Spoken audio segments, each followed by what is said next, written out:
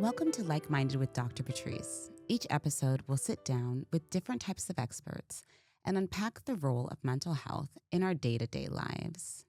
I'm joined today by Jenna Ryu, a lifestyle writer at Self magazine, where she covers topics ranging from mental health to romantic relationships to friendships. Earlier this year, Jenna launched Self's first ever friendship advice column, Asking for a Friend, where a clinical psychologist answers readers' anonymous questions about their personal friendship problems. In this episode, Jenna and I will discuss friendship in all its messy and meaningful glory. In a time when ghosting, the ick, and friendship breakups are part of the cultural buzzwords, Jenna offers a fresh lens on how to communicate better and show up with intention. This episode is a how-to guide for something we all do but rarely talk about, being a good friend. Whether you're healing from a falling out or just trying to strengthen your connections, this is your playbook for friendship as an emotional life skill. Before joining Self and Condé Nast, Jenna was a health and wellness reporter at USA Today, and she is a BA from Georgetown University in psychology and journalism. So, Jenna, I know you work and you talk about friendship quite a bit, but I want to start with you. Can you share a little bit about your story, how you got here, and also, what made you realize there was a gap in the conversation when it came to these kinds of topics that you cover?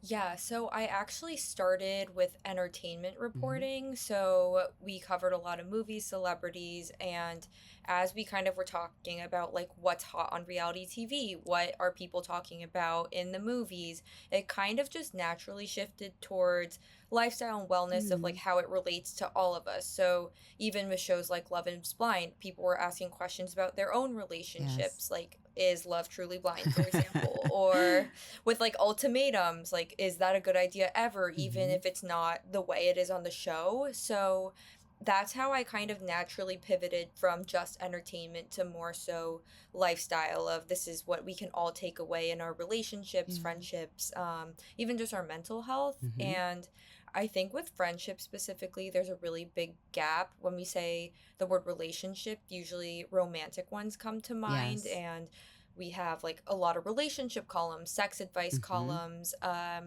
But in terms of friendships, in my opinion, I think they're just as important, maybe even more.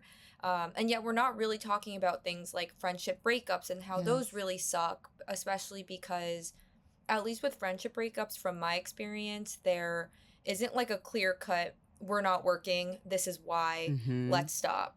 It's kind of just a slow fade, or the distance gets hard, or you outgrow each other, or you just stop talking as much for some reason, Yes. and that can be really confusing and hard to navigate. And same with things um like the friendship ick. Mm-hmm. We talk about the ick with like romantic partners a lot, Yeah. but I'm sure we'll get into this, but I've heard people talk about their friendship icks as well. And I think people are just realizing, especially after the pandemic, that friendships are like these platonic relationships are Mm-hmm. some of the most important ones we have in our lives, and they deserve just as much attention. So, at Self, that's why we are really trying to shine a spotlight on these types of relationships because they kind of affect everyone, whether you're in a relationship or not, whether you're looking for one or Mm-hmm. not. Like, friends are the people that are here for us all the time and embrace us wholeheartedly. So, why not talk Yeah. about them and give them the attention? I think that's so true. I mean, I think that probably with romantic relationships, probably part of the reason that it gets a lot of attention is because people are like, okay, that's work. You have to get to know this person. Yeah, And I think that we sometimes expect friendships to just be easy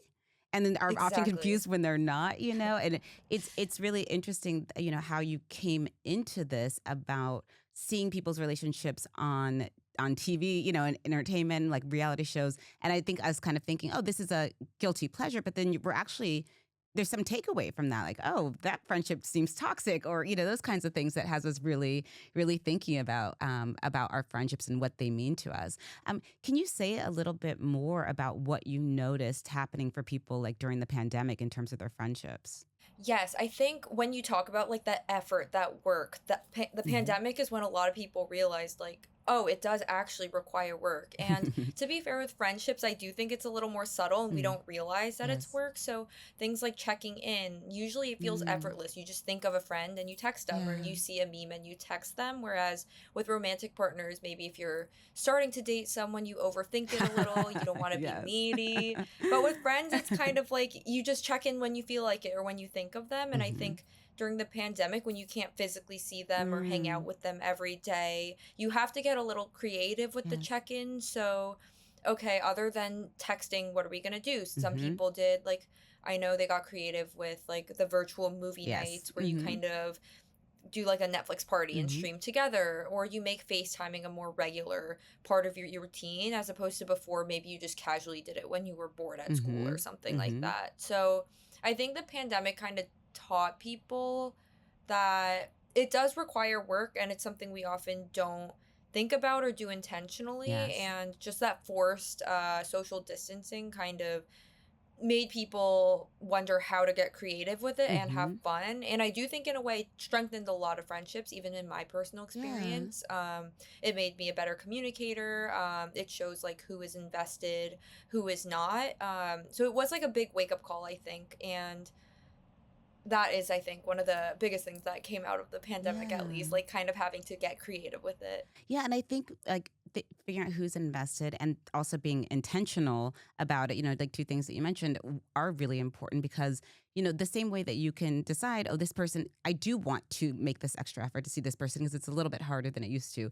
You can also see which relationships like don't make the cut. And like, is that really how I want to spend, my limited time? Because I think probably with friendships quite a bit too, you can kind of fall into like routines and like, oh, well, we've been friends for this long. These are the things that we do together. And you just can carry on in that way for a long time without really being so intentional about it or thinking about, is this the right relationship for me at this time in my life? Whereas I think in romantic relationships, I'm sure you've heard all the stories, Jenna, but there's a lot more angst and like thought that goes into it. You ask all your other friends, what Yeah. do you think? Should I send this text? Like, should we go out? And so we just, we don't do that in the same way with friendships. Yeah, I think even during COVID, like so at Self, we Hmm. have a friendship advice Oh column. yeah, So I didn't basically, talk like a about that. relationship Mm-hmm. one, but it's about friendships. Mm-hmm. And it's called Asking for a Friend, where a clinical psychologist answers readers' questions. But one that we did get, or a couple we've gotten, are kind of related to the Mm-hmm. pandemic, where it's like, this is my friend. We would go out together every single weekend. Like, we'd party, we'd hit up the bars,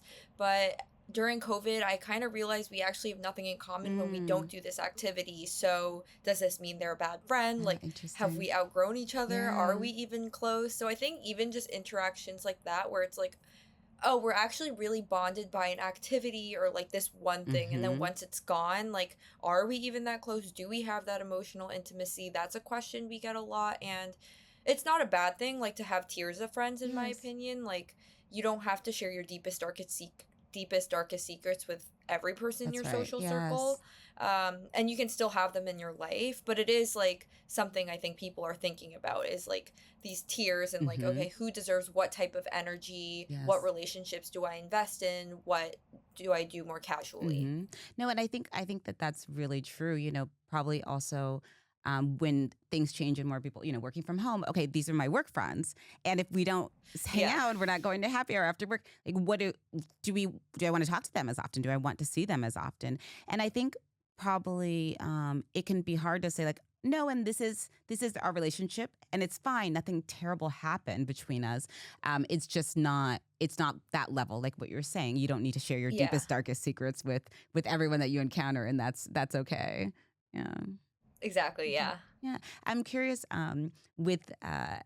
with you having the column that recently, do you think that that was something that you at Self realized was kind of missing because there were so many conversations about romantic relationships and about love and everything, and that the friendship was kind of the one where people saw breakups and like those kinds of things, but it fit differently, and maybe we didn't have the tools in the same way.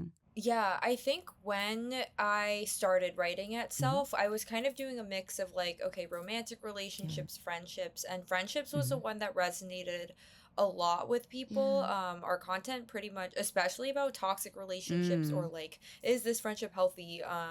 That type of content did very well for us. So we kind of realized, okay, there must be a gap because readers are reading this type of content and Yeah. I don't see it as much compared to romantic Mm. relationships or like romantic red flags and Yeah. things like that. So with the column, we really wanted to devote it to a topic where it's like very personal for Mm-hmm. people. Friendship is very subjective. Everyone has very different definitions and Yeah. Mm-hmm. expectations, and questions. And I know sometimes compared to romantic relationships, it can feel a little silly to ask questions of like, why am I Hmm. still hung up on my friend from high Yeah. school? And well, even Or that, like, sorry, Jenna, isn't that even that is yeah, like to say like, and for us to think that's silly when it can be such a huge part of your life. I think that's part of like how we've been conditioned to think about friendships as like on a lesser tier than like romantic relationships, you know? exactly. And I really don't think it is Mm-hmm. like, and I'm glad I think people are starting to realize that Yeah. friends are like the ones who are there for you always and they embrace you for who you are, and you don't usually with a good friend, you don't have to think about what you say or how you come Mm-hmm. across. Like these are the people you spend your time with and even Yeah. like rant about romantic relationships with. So, Yes. um we did notice there was a gap and we wanted to do something where to kind of acknowledge that's a really personal experience. So Mm-hmm. that's why we had readers kind of submit their anonymous Yes. questions. So 100%, like your name won't be in it. Submit as many or few details as you want Mm-hmm. and have a therapist kind of look at your Yes. situation and give you the advice that you're looking for. Mm-hmm. And I remember for our first column when we announced it, we got so many super Really? specific and vulnerable submissions. Yeah, we Wow. honestly, I was very happy with just seeing how vulnerable people were willing to be about their Mm-hmm. situations. And we saw a lot of common themes and a lot of common patterns, which showed like there is a gap in these types of Yes. conversations. But it is interesting to see how people really are looking for advice, and maybe Mm-hmm. there isn't or there hasn't been a space for that until now. Yeah, I think that really does show you that other people have been like, please, someone help me, tell me what to do in the situation. So you were saying that you people say things like talking about the ick. Like, what are some of the kind of common themes that you see people like wanting to talk to about with their friendships? Yeah, I think one we kind of talked about is this concept of one sidedness. So, Mm. am I investing more energy into the friendship than this friend? Does that make, should I cut them off for that Yeah. reason? So, I guess like an example is like, I'm always there for my friend. I pick up all of her calls, but Mm. when I'm struggling, she's always busy. She doesn't make the time for me.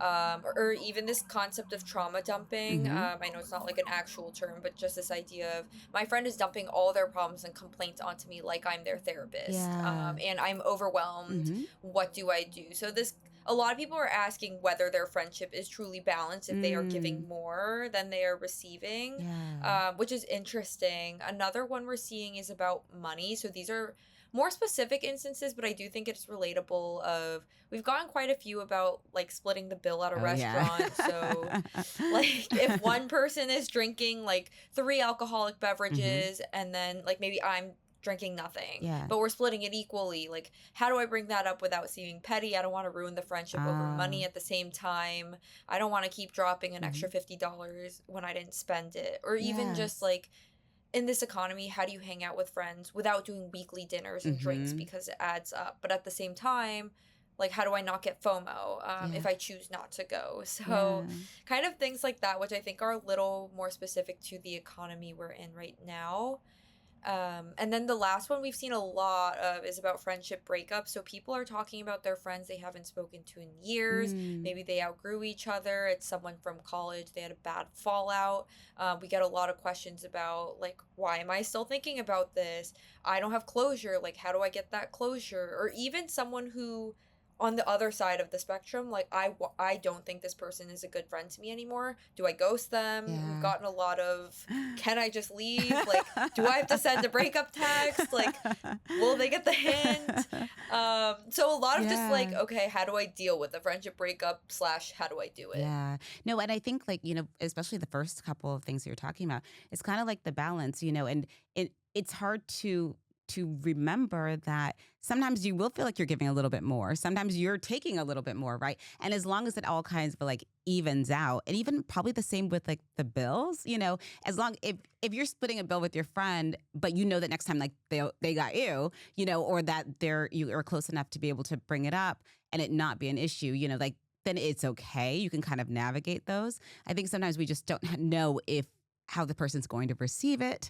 And, it can be easier to just fade away into the background and hope that, they Exactly. stop calling you less and less because, I mean, I'm sure that you all have given some like great advice on this, Jenna, but it's not easy or fun to tell a friend like, hey, I don't think like we really, get each other anymore or that, like this is the relationship that I want it to be. It feels kind of strange to do that with a friend, right? How do you tell people how to navigate that?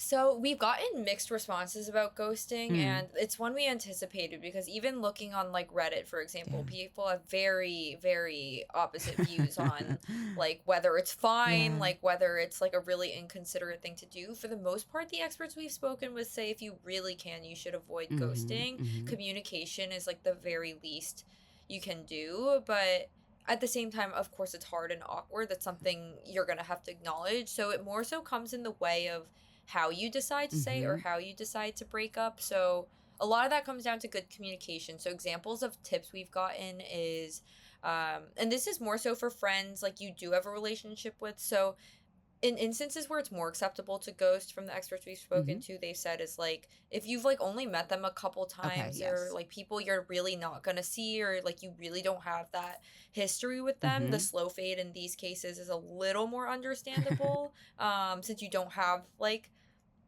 that shared history Hmm. anyways. But with friends maybe that you've had history with, one thing that's really important is to kind of just use I statements. It's like Mm. the hallmark of I know Yes. therapy is Yes. to use I We love I statements. statements. Yeah, but for people who don't know, it's basically just instead of saying like you're a bad friend Yeah. or you're always flaking and I hate it, you use I statements Mm. that focus on your Yeah. emotions and experience. So like I get upset when you Hmm. don't invite me to Hmm. XYZ, or I'm in this place in my life where I don't have time to invest in this friendship right now. Like I'm sorry. Another thing to kind of avoid is using language like always and never. It's really Yes, the tempting to absolutes, say, 100%. uh-huh. Yes. I always, Yeah, so something. oh, I was going to say, Jen, I always, when I'm doing therapy and especially couples therapy, I always have to remind people, let's not say always or never because, it's so funny, Jenna, when something like that happens, our brains go to that one example of the time that you're wrong. And I'm not listening to you. Like now I'm thinking Yeah. about that one time and I'm going to remember it and I'm going to tell you that I did do that one time. And so now we're not even having a conversation. So that is always good advice, friendships or any other kind of conversations. I know. I'm like guilty of that too, so it's something I'm trying to be more conscious Yeah, of, but it's just so easy during an argument to just whip totally. out like the you never Yes. ask how I'm doing, Yes. or you always prioritize your boyfriend over me. And then Yeah. as you mentioned, the conversation becomes more of like a debate of, well, Hmm. actually, this one time I did check in on you. So it's just a way to kind of prevent the conversation from becoming more of like a one-on-one fight and Yes. like a collaborative, okay, here is how we approach the situation. And then I guess this is more general, so it's not necessarily just for breakups, Hmm. but it helps to kind of pinpoint the specific behavior if there was one. So maybe Mm. the way they acted at a party like really Yes. rubbed you the wrong way, or like Yes. a text they sent about you behind your back like Mm. is making you second guess things. It's better to focus on a behavior than kind of just overgeneralizing them as like you're a bad friend, you're an Yes. inconsiderate person, because same thing with the always and never, you get Hmm. really defensive and you'll try to think of instances of like, well, actually, I am a good friend because once I did this. So Yes. these are kind of just ways to. Friendship breakups are always going to be hard. It's never going to be easy Hmm. to dump someone, and you can't anticipate the way they'll react because they might get hurt, they might get defensive, Yes. they might try to argue with you. But I think just the best thing you can do is like be clear, honest, and like try not to be as accusatory as like Yeah. to the extent that you can. Hmm. Well, yeah, because I think when people do things like ghosting, it's not necessarily because they're like terrible people. It's just you don't want to hurt someone's feelings. It's Yeah. hard to think of what I'm gonna say. What if you try to stay in our relationship, and what if you don't take no for an answer? Like you don't know how the person might respond, and so I think sometimes people ghost because it's like it's easier short term.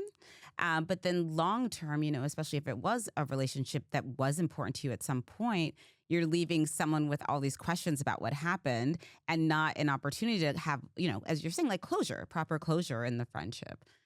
So Exactly. yeah, And then, like, when your mind doesn't have those answers, of course, you overthink and so you'll true.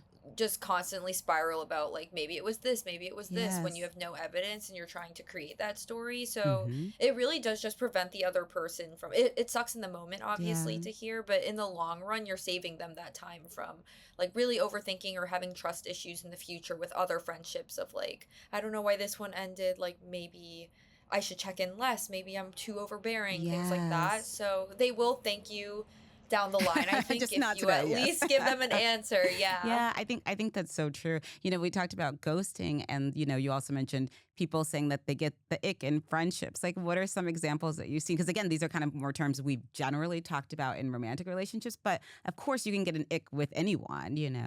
What have you seen from readers? The ick is something I personally am so iffy about. I Tell me. get why it's trendy Hmm. because it's not like really a red flag. It's really quirky, and there are some like pretty popular ones on social media Hmm. where it's like, oh, this is kind of relatable. So like the example I always see is like seeing a man like chase a ping pong ball and like they can't catch it, so they're just like running around trying to get the ball. Like that's the ick. So That's the example you always see. I see that one all the time on That's social really media, and funny. everyone is like, yeah, I hate that. Like when we're playing like a drinking game with a ping pong ball or something, and they're like chasing around and they don't get it the first time. Oh my God, that's hilarious. So it is funny. Like I think the ick is really, really funny, but the problem is sometimes people use the ick just because it's so trendy to Mm, describe things that are like literal just personality traits or yes.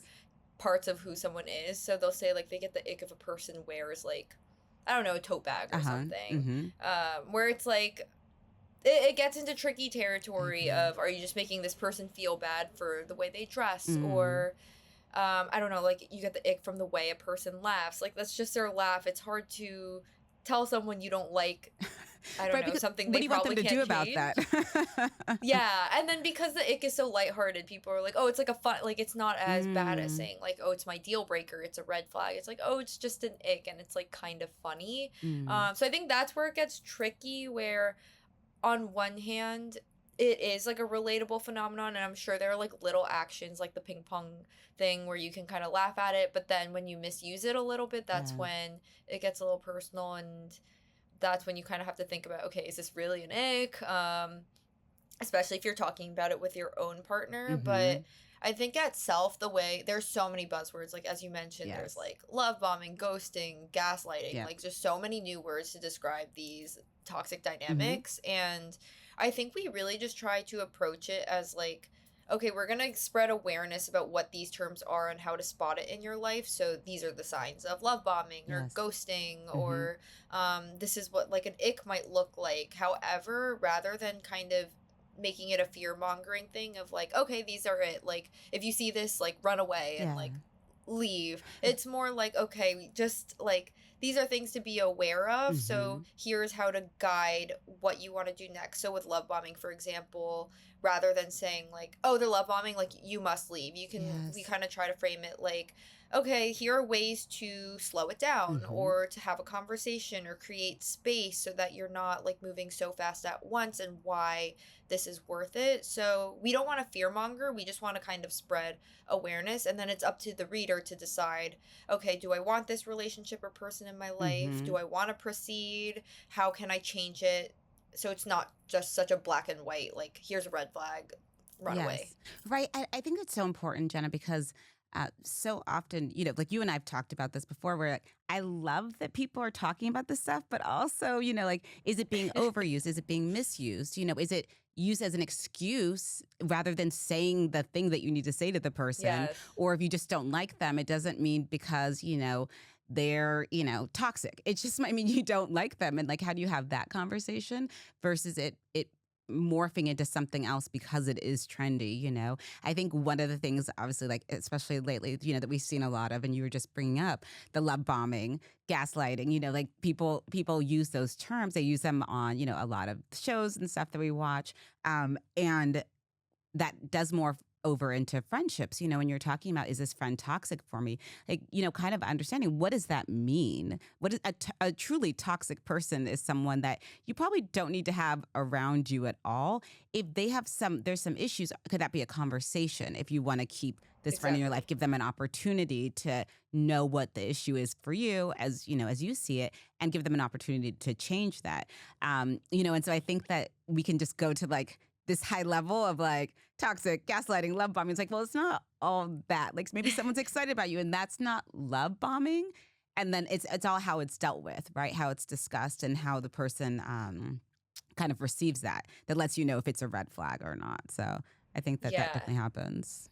I think especially with ghosting too, we've Hmm. seen like some inquiries where people will describe it as ghosting, but it's more so okay, maybe they're just not being as communicative as Hmm. before. And in Hmm. that case, like especially with our advice column, what I think our clinical psychologist Miriam Kermeyer does a great job of is Yeah. she kind of asks the reader to like kind of step into their friend's shoes of like, have you asked if they have other things going on in their life Mm. and that's why they're not being responsive? Yeah. Maybe they're going through a breakup or it's a really hard week at work. Hmm. So before jumping into the let's have a confrontation and like let me call out the behaviors, it's like first like maybe consider also shifting your mindset. So I feel like all of Yes. her advice is like here's what you can do, here's the type of conversation you Hmm. have, but also here's a way to have a little perspective shift so it's not so like this person is definitely ghosting me or this person is definitely a red flag Yes. in my friendship. Right. Yes. I think with friendships, that that ghosting, it can be, life's transitions like through lives, And I think probably the Yeah. the stereotypical one that we always think of is like, the people who stop hanging out with their friends when they meet a new partner, and that kind of Yeah. thing, which is, I think probably an easy excuse to kind of fall back on. And sometimes it's like maybe just, life is shifting and priorities are shifting, and it's not necessarily that there's like a new partner to blame if someone starts pulling back from you. But I think that's good advice of giving someone the opportunity to say like, "Hey, this is what this feels like to me. What is happening with you," rather than making the assumptions. Exactly, yeah. Yeah. You made a good point about like red flags, and I love talking about red flags because again, it's another one of those things like, oh, that's a red flag, that's a red flag. It's like, okay, everything's not a red flag. And I think I've talked to you, Jenna, that and I've told you that when I'm working with people and we talk about red flags, it's like, also know your green flags and know your yellow flags. As you're saying, notice what you're going to pay attention to versus saying like, okay, I'm never going to talk to that person again because they did this one thing. And having that kind of established for yourself. And I think with friendships, it's the same. Like maybe there's something that's not going great in your friendship. It doesn't mean that the person needs to be cut off.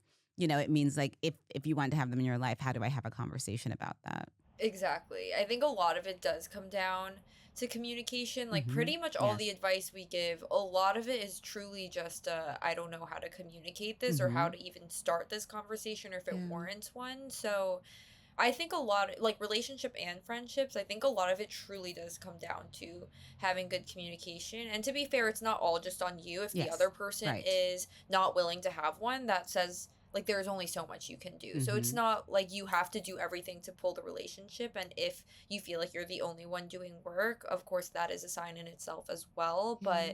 But I always say it's like a two-sided effort. So both Absolutely. friends should be willing to have hard conversations, and I think if you are willing to have these Mm-hmm. conversations even if it's tough in the moment, it does show you're willing to work on it and you care about the friendship enough to be a little uncomfortable for a Yes. second to make it work in the long run. Yes. No, I think that's a good point because going back to what we were talking about of how some of our expectation is that the friendship should be effortless and easy, Mhm. when you do really care about someone. And even if you don't want to keep the friendship the way that it was, but you care and respect the person, care about and respect the person, that then you want to have that kind of conversation and say, like, this is what's going on with me. This is why I'm maybe not in a space to continue our friendship the way that it was. This is what I am able to do, or this is what I am able to offer, or maybe down the line. But even just having that conversation, still shows like the respect that you had for your relationship at one time. Yeah, and this is like slightly off topic, I Hmm. guess, but I was just thinking about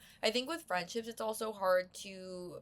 I think people struggle to have expectations of what friendships are supposed to look like Hmm. just because there's so many positive ones on TV, which are great. Like, we have Friends, Sex in the City, like Hmm. How I Met Your Mother, where Yeah. it's just like this core friend group where they are like inseparable. They hang out all the time. Mm-hmm. Like they are just like they have some problems, sure, but they are just like an established friend group. And I Yes. think realistically, a lot of people don't have that, or even just like that one best Mm-hmm. friend outside of high school where it's like we are each other's best friends and we would call each other that. I Yeah. think a lot of people expect that in their friendships and look Huh. for it. Even we have had a lot of questions that are like, I don't have a friend group. Like, is that weird? Or I see other friend groups out there. I don't have like a core, like, three people, like, group. Like, I don't have a group chat. Like, I don't have like one person I call my best friend. Like, I don't know what's wrong with me. And I think Oh. a lot of these expectations come from these representations on TV. But the reality is, like, that isn't what friendships always look like in real Mm-hmm. life, which can be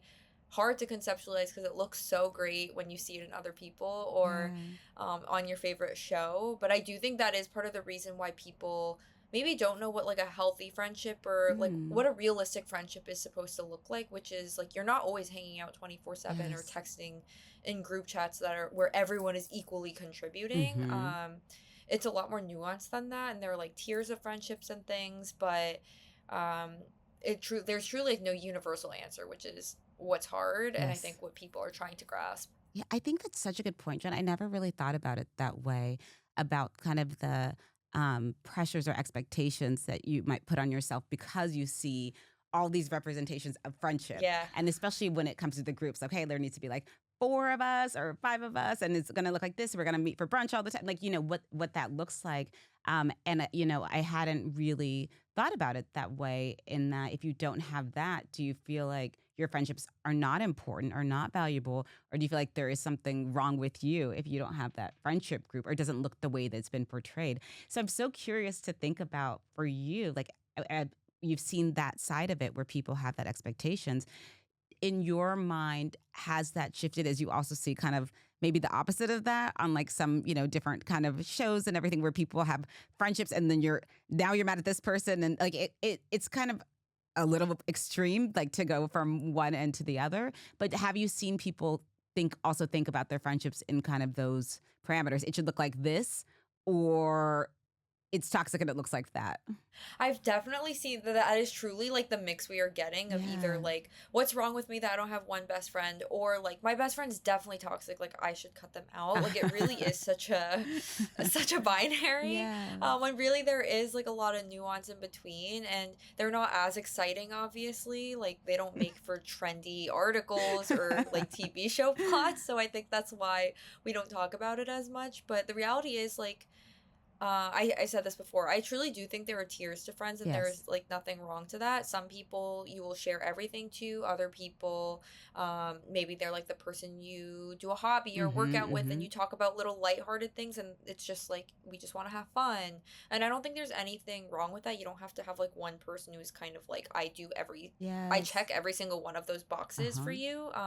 And that's a great thing about having like lots of different friends is even if you're not as emotionally connected like on the same level with all of them, they are Uh-huh. still kind of checking that box of like, okay, I want someone to kind of just lightheartedly talk with me over lunch. I want someone who does this hobby with me. I want Mm-hmm. someone who is down to like go out and like we can get drinks Mm-hmm. and do that. I want someone who will listen to me vent and like give me really good advice and like be there for me. Yeah. So I think that's a good thing about like not closing yourself off to like just Mm. one person or one core group, but like just embracing like all the different types of friendships, even if it's at work, even if it's like from a run club or like a high school friend that you Yes. occasionally catch up with. Yeah, I do think that thinking about it that way in tiers or like different layers, it's like you're not saying that this person is not important to you. It's that Yeah. they bring value to you and you bring value to them in this way. And that, like you said, you don't need them to do everything for you,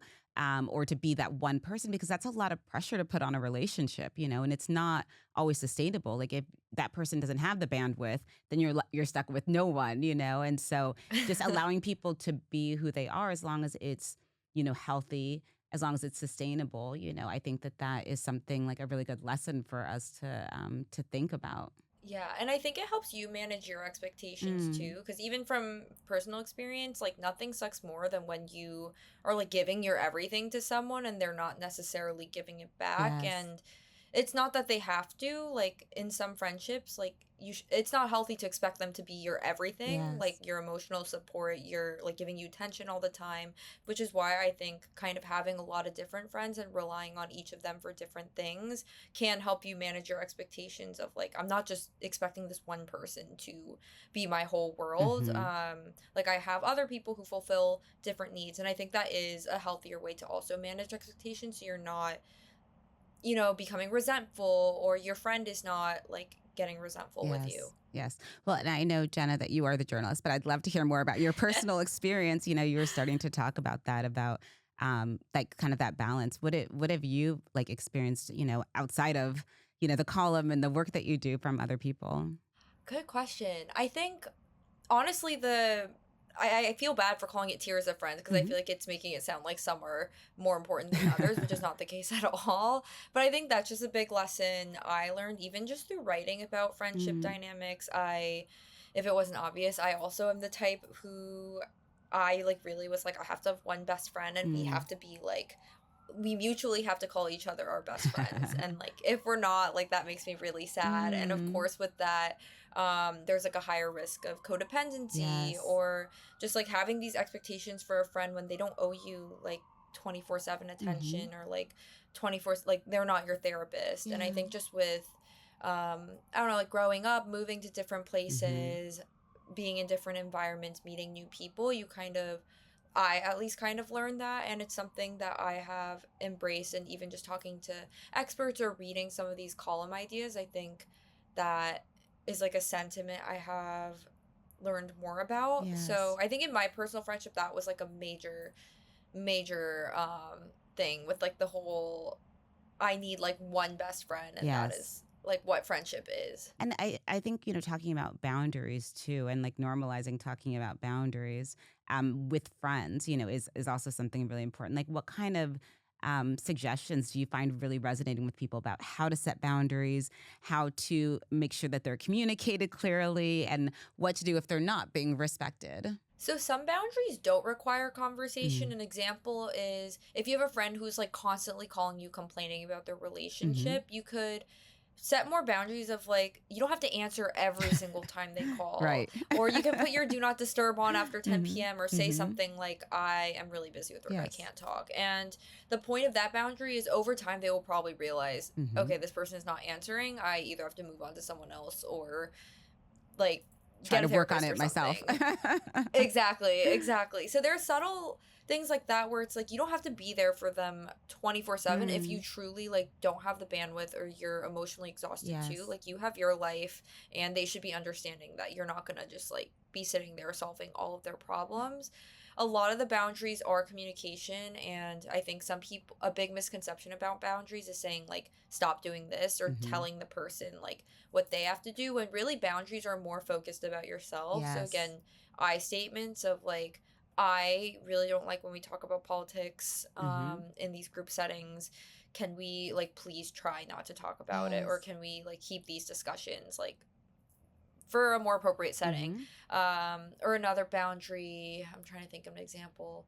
Maybe like, I don't feel really comfortable with like, maybe there's like an ex like in the Mm-hmm. friend group. I don't feel comfortable being around my ex in these Yes. situations. I'm not gonna attend these events if this person is here. So you're not saying like, you need to stop hanging out with them, Mm-hmm. which, to be fair, some people might like, that is a sentiment some people may want to Yeah. express to their friend. But with healthy boundaries, it's usually more like, I have to do this if this continues. Yes. And then it's your friend's decision to kind of say like, okay, like, I didn't know you felt this way. In that case, like, we don't have to invite this person all the time. Mm-hmm. Or like, okay, I totally understand, we don't have to talk about politics. Or maybe they will completely disregard your boundary, and that is like a whole other thing to think about, whether they respect them. But I think Yes. any answer, the way they react is always telling whether it's in your favor or not. 100%. And I mean, part of it is what you're communicating, the boundary is. And a large part of it, a large part of the information is how that person receives it and if they Hmm. respect it. Because then that also tells you a lot about whether this relationship is going to last, if it's going to make sense for you to keep that person in your life. Because, as you say, if you give someone a very clear boundary and they disregard it, then there's your answer, and it's not Yeah, even about what you communicated. It's just that you made a point to say, this is important to me. And the other person decided it wasn't important to them, and that is your answer, I suppose. exactly. You So know? even if they say like, I think some people get scared to set boundaries because they're going Mm-hmm. to be perceived as like controlling or Yeah. demanding or overly sensitive. But the way I think of it is if your friend is like calling you sensitive for saying Mm. these things or saying like you're being too much, like that is, I don't want to call it a red flag, but that is obviously something like you don't want your friend, a good friend will ideally, be receptive, and even if they don't respect it at first, they'll at least Mhm. like ask questions. They're not gonna like name call you or Yes.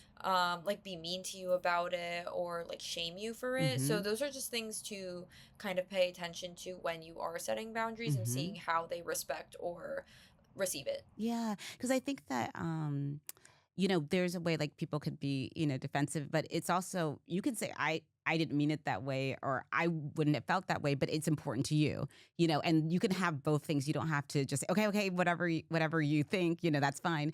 I think it's okay to acknowledge that you are different people and that this matters to this other person, and because they matter to you, that you will, be respectful of that. And so I think that people think Exactly. that it's either I'm giving in, or I can't be around this person at all. And I hope, as we learn to have more nuance with friendships, that we can realize that it doesn't need to be that way. That friendships can look a lot of different ways. Healthy friendships can look different ways, and how we deal with challenges.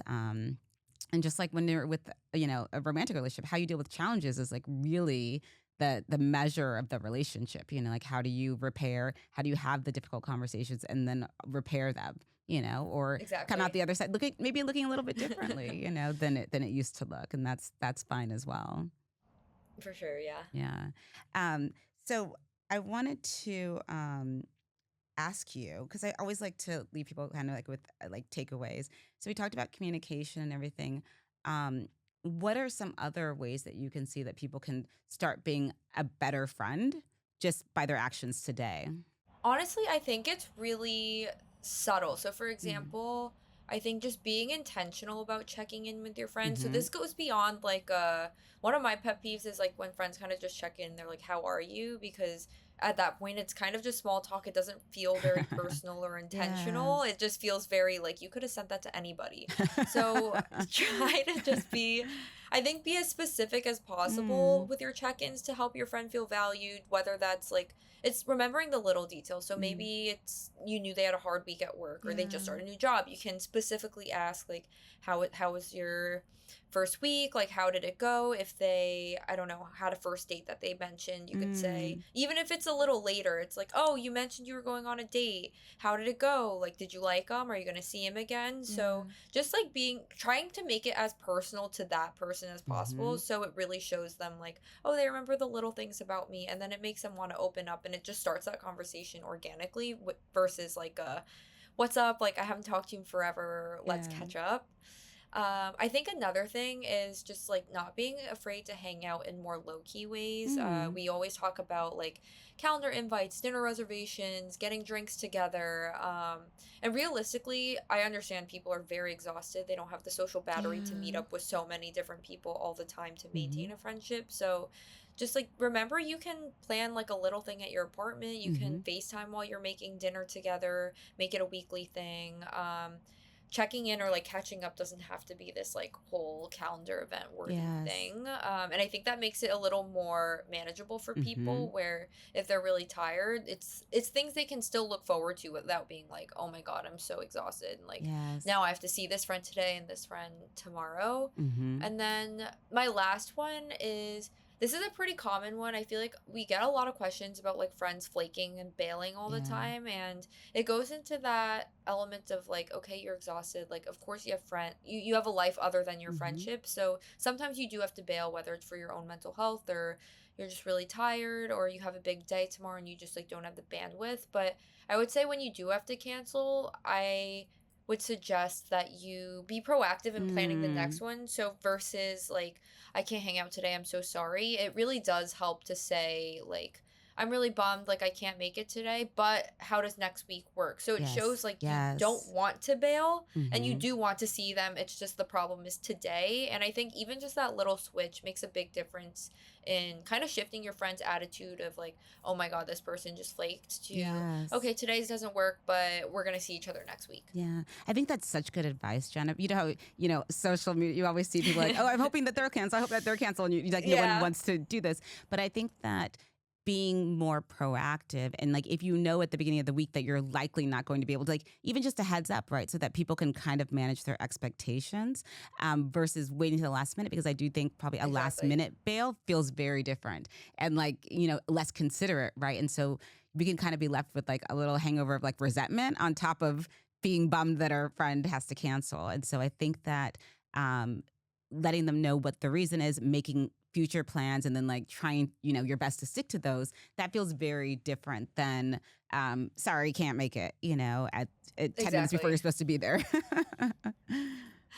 For sure. Yeah, so I think it's really helpful to think about that. It kind of makes me think, it goes back into that not wanting to disappoint people. And so you wait, like, oh, am I going to change my mind? Am I going to feel better? And then that actually ends up And then you being don't. right. You don't. That rarely happens, right? And then you end up, maybe hurting their feelings a little bit more, or disappointing them a little bit more than if you had, kind of done the difficult thing earlier. So I think that's kind of one of the themes, that in all relationships, and in friendships, how we can think about them differently, how to be careful, and to be considerate and realistic. Also, Exactly. in our friendships and what we ask of people, to bring into our lives. Yeah. Yeah, awesome. Thank you so much, Jenna. If people want to see what you're working on, like visit the column, how can they find you? Yes. So the column is just Self Magazine Hmm. asking for a friend. Hmm. I We love that put title too. whenever. Thank you. I know we had to think about that one. But yeah, that one it's a monthly columns, and we Hmm. always post it to our Instagram, which is Self Magazine. And then for my personal, my Instagram is just my name, so JENNAARYU. So just with an extra A. Wonderful. Great. Thank you so much for being here and, giving us all these tools about, how to navigate our friendships. It's been really helpful, Jenna. Yeah, thank you for having me. This was so fun. Okay, take care. And for more on what I'm working on, I'm on social media, Dr. Patrice Lagoy, and therapy with Dr. Patrice Lagoy. Thank you so much.